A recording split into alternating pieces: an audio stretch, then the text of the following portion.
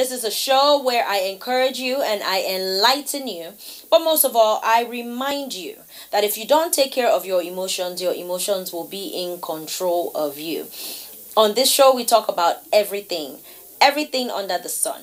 And so today, our topic is a very different topic. And it's called diaspora marriage. Yes, it is a thing. It is actually a thing. Diaspora marriage, when your spouse, both of you live in two different regions, you both live in two different countries or in two different locations. Maybe both of you started to live together. You started off with living together, and then, like your husband got a job or your wife got a job or school, something happened, and now both of you are living in two different locations.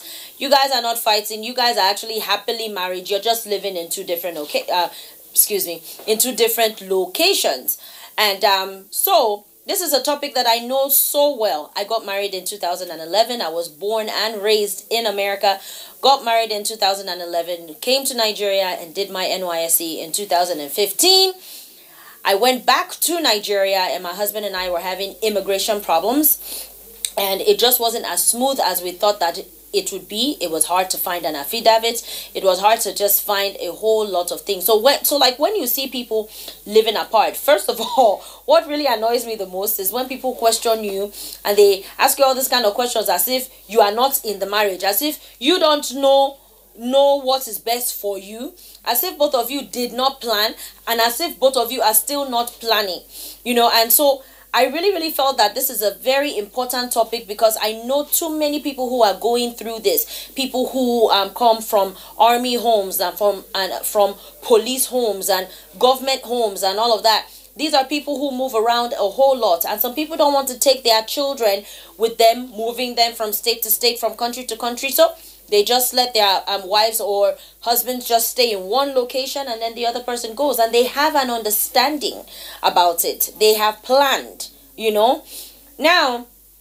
because this is something that people feel like they need to say something about, this is why I decided that I was going to do a show on it. Now, some of the things that I have encountered emotional distress because now I'm doing everything on my own. I am practically my husband, and then my husband and I have to meet in other countries. So we meet up in Europe, we meet up in South Africa, we meet up in Ghana, we meet up in Nigeria, we meet up in so many places waiting on his papers to be complete. So yes, we are working on his papers, but thank God that I married a businessman.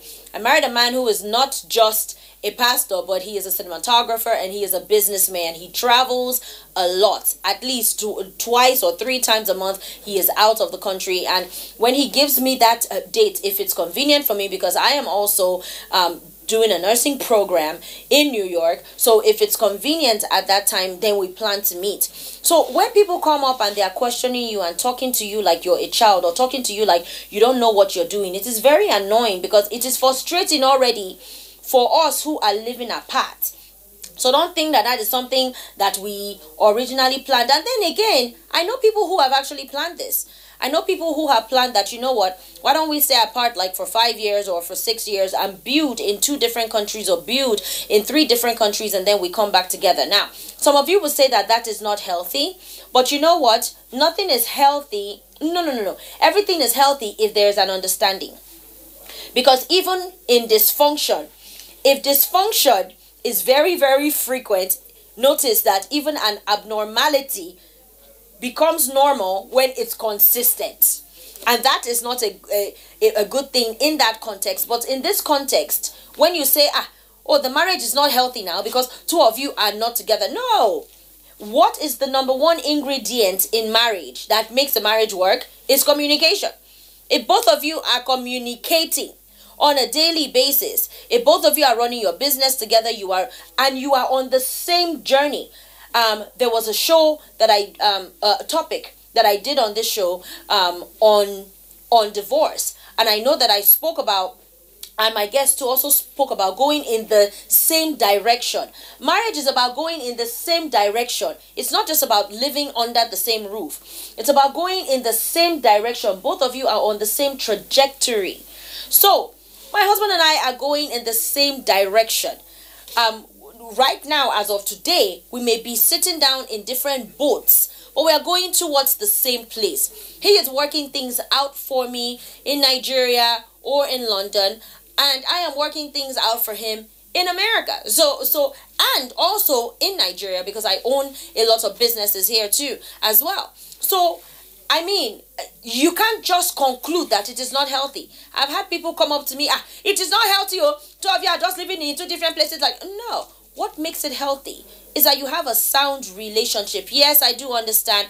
I do understand that there has to be touch. I do understand that face-to-face relationship does add a context into everything that is going on. But I was with my husband for a good 5 years before we started to live separately. So I know the man that I married, and room for misinterpretation or room for misunderstanding is very, very slim. And in those cases, I would clarify, so even if I feel like I misunderstand something or he misunderstands something, I will clarify and he will clarify as well. And mind you, once again, we are going towards the same destination. He knows that I'm building for him and he is building for me. And we know that there is a deadline to this separation, so there is no problem.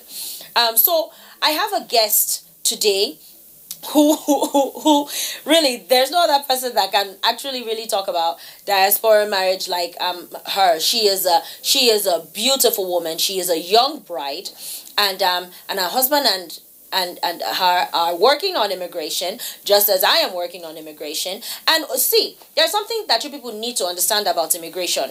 You cannot bribe immigration. One, immigration bribery is wrong, so you cannot bribe immigration. Number two, you have to have money for immigration. Number three, immigration is a process. So I just want to let you people know, those of you who like to get into people's business and you like to do oversabi as if you don't have your own qualms.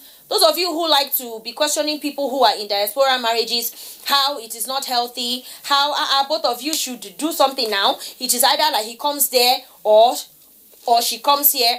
Do you think that these people are not thinking about that too? Like, they are the ones who are married to themselves. Trust me, if anybody is feeling the heat, it is them. But they have a plan, right? So this woman and her husband, they have a plan.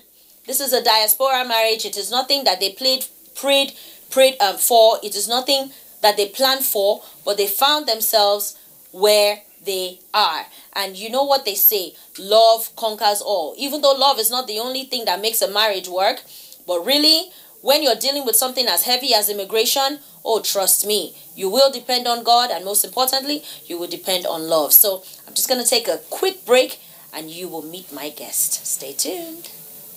Coronavirus, where the nickname na COVID-19, it not be big man who sickness, so if it catch anybody, according to World Health Organization, WHO, where then they call WHO, make I show you how the disease they take spread.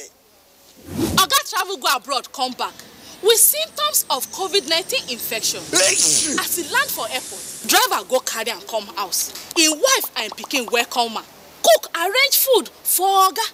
Houseboy and housegirl pack Oga load enter house. Now so Oga begin spread this infection to him people. Driver go mechanic workshop, go spread am.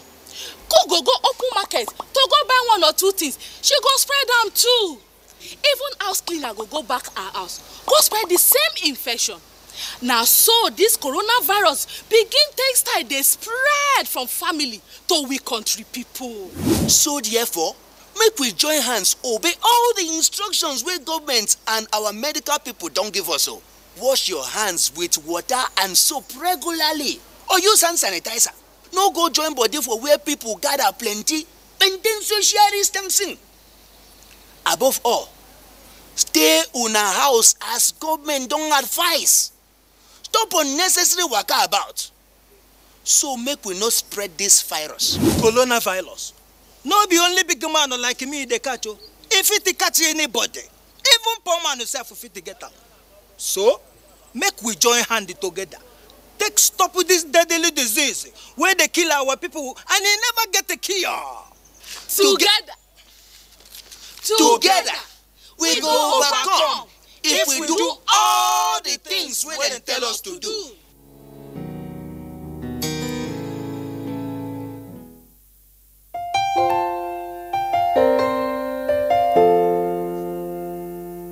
My brother, my sister, papa, mama, and pikin. Corona, no big pass us. We go fight time, we go win. As long as we remember to always do the right thing. Wash your hands, love each other, we go win. Oh. Corona, na the virus, we dey worry human being. E no get Lego, but e dey waka from person to person. But we fit beat am, we fit stop am if we maintain good hygiene and practice social distancing. We go win. Oh.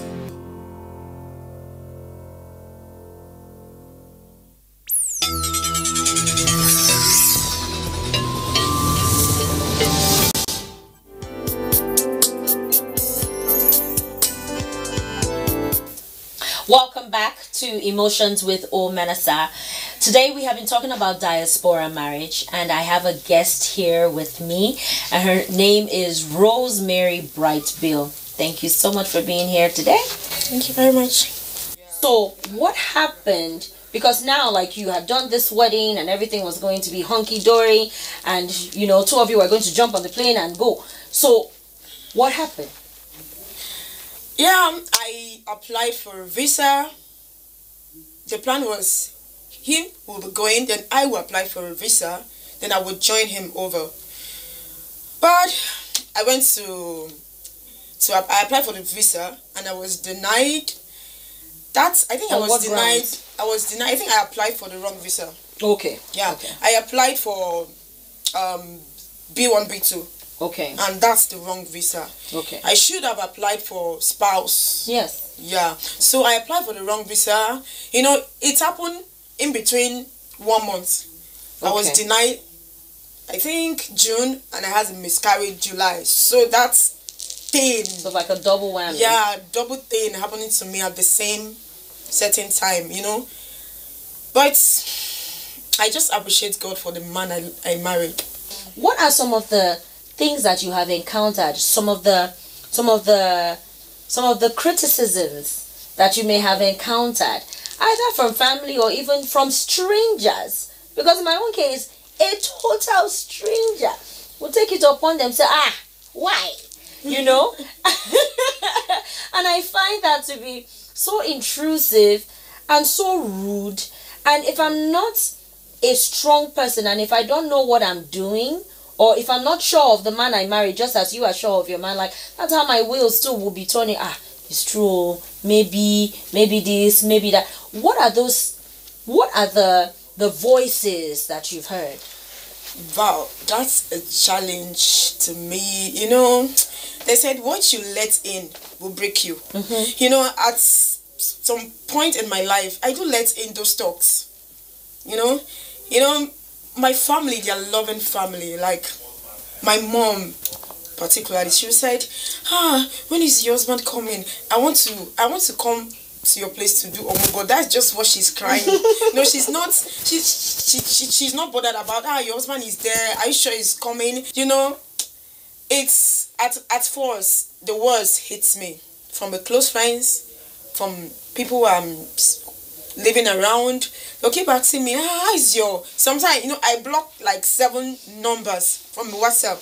They'll just text me. Instead of, let's just chat, like, personal chat. Where's your husband? Where is your husband coming? Is he coming? I'll just pause for a while. You get? I'll just say, what is this person looking for? I'll just block because I don't want a conversation that will break my peace. I love my peace. Like, I'm this kind of person. Then when I have this joy in me, there's nothing more that is important to me. Like I have this joy, this peace in me. You know, I said, why would this person wanted to tamper with my peace? I'll just block you. You know, I want this peace. I'm the one in this marriage position. Yeah. You get? I should be the one crying out to them for help, not them telling me you need help. I don't need help. I know how my man is. I know who he is. You know, sometimes I said, are you sure this man travel? Because the connection is still strong. It's still strong, and I felt it's very close. Whenever we are talking on phone, I feel this closeness. So what are some of the challenges that you face being a diaspora wife, and how have you been able to cope? Yeah, I think what has been helping me in this few time is attaching myself, like being busy. You know, when you are too busy, you not pay attention to what is flying around you. If your husband, your partner to say, has a different future and yours is different, you know, it will not, like, it won't work together. But when you guys are in the same ship, going to the same destination, but you guys know what you want to achieve tomorrow, I think to me it's fair, and I will encourage anyone that will find he or himself in that particular marriage. What are some of the things that you and your husband do to keep the marriage alive, since there's such a gap? You know, my husband is this kind of prayer. I'll call him prayer warrior. You know, sometimes his prayer bored me. Like, when let's pray, see, every time we pray, we'll just be discussing on phone. That alone bring us close. You know, prayer, there's a connection. You know, he keeps telling me, let's pray, honey. A little thing, let's pray. Let's talk about this thing. This talking thing, let's talk and know how it's going. No, let's pray. When we pray, then the talking thing will be something we'll do maybe next day or two. You know, I think my main key that's been keeping me going, it's prayer. I'm a prayer woman too, but he does that more than me. You know, so that's what keeps me going. Prayer and communication as well. We'll communicate a lot. We don't have a limit time, like all the time, anytime, anywhere we'll communicate. We don't say, okay, this is the time we'll communicate. At any given time we'll awesome talk. Yeah, awesome. You had talked about being occupied with your calling and with your purpose, and so one, it is very obvious that you married the right person, because he's encouraging you, and he actually saw in you what you didn't even see in yourself, which was that whole fashion. Because I know you as someone who has been making hair, you know, but for you to now be in this line, and you actually, this is you, right? Yeah. This is you. You made this. So the marriage brought this out of you. Yeah, it brought this out of you. And now you're bringing this out of other people. You're sewing for other people. Would you say that focusing on your passion is what can sustain you in such a dilemma? I think yes. You know, it will sustain me, because I don't just got married to him. Okay, let me just, you know, there's something, let me just say this. When he asked me out, I was not this excited. Oh, I'm going to travel out, I'm going to US. No, I'm not excited. So when I tell my pastor, but I don't know why I'm not excited. Is it really the will of God? So I didn't just got married to him because he's in US. I got married to him because I know I have a purpose in his life. Yeah, I know that I have things to do. So with this thing that I'm in, when we are together, I know I'm going to help in the marriage. Awesome. Oh, I like that. I like that. Thank you so much for being here. Thank you. Thank you so much. So I like how she ended that. She said that she knows that she's going to be, and she is, of help in that marriage. You see, marriage is about two people being a help meet. So when we talk about diaspora marriages, and it doesn't make sense to you people out there who are so privileged and opportune to have your husband sleeping with you and your wife sleeping on the same bed with you every day, day in and day out, God bless you. But you see, for those of us who are in diaspora marriages, what keeps us going and what keeps my guests going is that we know who we married. We know the people that we married, which is the key. You have to know who you are getting married to. Me personally, I do not advise that you stay in a diaspora marriage permanently, meaning that the husband lives in a different region permanently. But if there is a plan of coming back together, if there is a plan for immigration or changing that job for both of you to get back together, that would be absolutely awesome. If he is helping her being so far away and she's helping him being so far away, you can only imagine how things will be when both of them are together. And I know that for a fact because I am also in that place in life as well. Please stop talking about those of us who are in diaspora marriages. It is very expensive for us to be traveling from country to country, from state to state, and be planning to see each other on birthdays and anniversaries and all of that. It is very, very hard on us as well. So please stop talking about us and just pray for us. Pray that the immigration process becomes faster for us. And then for those of us who are in diaspora marriages, I just want to encourage you today, hang in there. You already know what the process is. Please don't be selfish. Don't allow your diaspora job or your diaspora position become permanent. Make it be a temporary thing, and so that both of you can be together again. Thank you so much for tuning in once again to another episode of Emotions. Until next time, bye. You will have to jump off a cliff just knowing that you will not crash.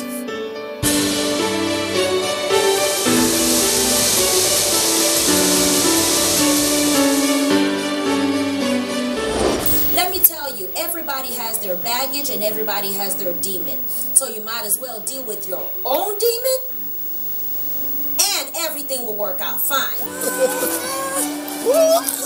If you're not in control of your emotions will be in control of you.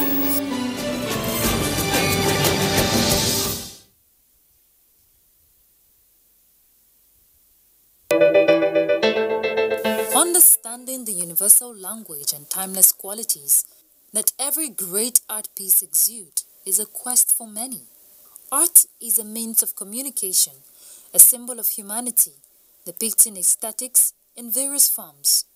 Art connotes strength and visibility as a way of preserving heritage, promoting culture, and painting pictures of our daily realities.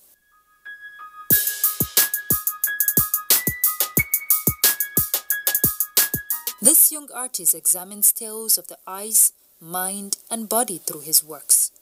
My work is more of the real life and of ordinary Nigerians, the women, the children. It's not a painful art, it's just their joys, their moments of doubt, their moments of sorrows too. I draw with raw charcoal on cloth. I just burn them and just make the charcoal. A combination of brevity with comprehensive suggestiveness that appeals to one's sensibility. One cannot ignore the depth each art piece possesses. But how well do people appreciate and understand these artworks?